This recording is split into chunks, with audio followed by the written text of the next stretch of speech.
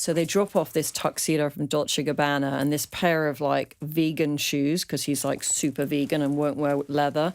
And she's like, yeah, if you don't get this to him, he's going to just show up in shorts.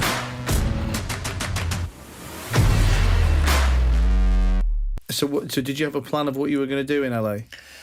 Not really. I had done some TV work. I remember so I started to get my visa was kind of like the first hard bit. And so I started with an H-1B, which was a modeling visa. So I basically went on the modeling visa. But the problem is when I first went out there, I was booked for this film and then we're literally like on the set in Mexico. And then it's like, oh shit, I don't have the right visa to do it. So yeah, it's but then I've had an O1. It's become really strict. Apparently, it's a lot easier just walking over the border than like actually getting it the legal way.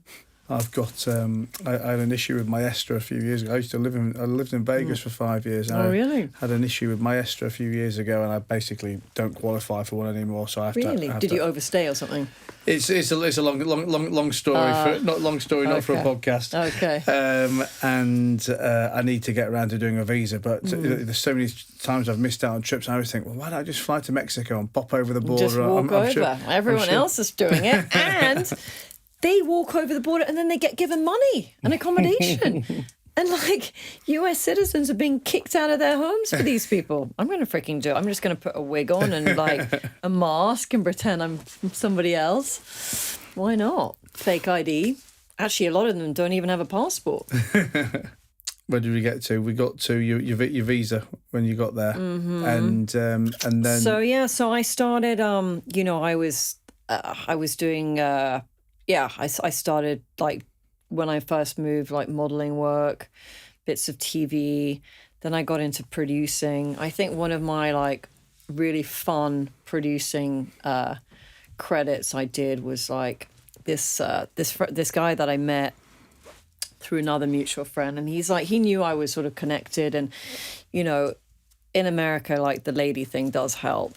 And he goes, right, Victoria, I need you. I know you go to Cannes Film Festival every year. I know you know people. I've got this job for you. I need 7 celebrities booked in 4 weeks for this televised poker special in Cannes. And he's like, who do you know? And I'm like, oh my God, who do I know that plays poker? That's like a big name. And I actually thought, okay, Dennis Hopper, right? So we had kind of a list of actors and, I ended up getting everybody, which is so crazy. I never even had a producer credit at this time, but obviously like I'd done TV and, the managers, they responded, oh yeah, Lady Victoria Harvey, we've heard of her, like... And so Dennis Hopper, like I happened to know his wife and I'd been to an event at his house because he's respected, right? You always have to go for the eldest one who the other actors respect because once you have that first signing, then the others will come. So I got him to agree. He happened to have 2 movies in Cannes that year. And, so we ended up paying for his villa and it was a pretty cushy deal. So once I had him, then I got Salma Hayek, and Salma Hayek wanted Ed Norton, her ex, and like it just kind of went from there. And then I had Tim Robbins and Goldie Hawn and like Adrian Brody, and they all said yes, and it was nuts. And I remember like this was a live game, a real game of poker or a movie? I got them all to Cannes, and I remember like having to do like the nitty gritty, with their agents and managers. And the person representing Woody Harrelson, so Woody Harrelson, what a character he is. He actually ended up winning this poker festival. His agent goes to me, right, he's on a live set in Bucharest right now, and he's going to be coming straight from Bucharest. So like if you want him in a tux, like you need to fly it out with it. I'm going to give it to you. So they drop off this tuxedo from Dolce & Gabbana and this pair of like vegan shoes because he's like super vegan and won't wear leather.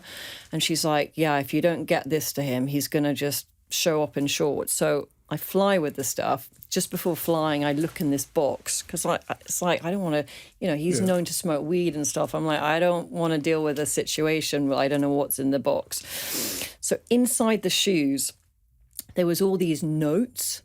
And I can't remember the movie he was playing at the time. I think he was like nominated for an Oscar for it. Anyway, it's all these notes like rolled into these shoes. It was so bizarre. But anyway, I met him in the hotel lobby. What kind of notes, sorry? It like notes for his movie that he was doing. Or written notes? Yeah, written notes, yeah. It was like, and I meet him in the lobby of the hotel, and literally he shows up like a few hours before the event in flip-flops and shorts, and I like hand him his Dolce & Gabbana suit, and I'm like, here you go change. And it's like those kind of moments, like it's fun. It's like, wow, I can't believe I've actually pulled this off.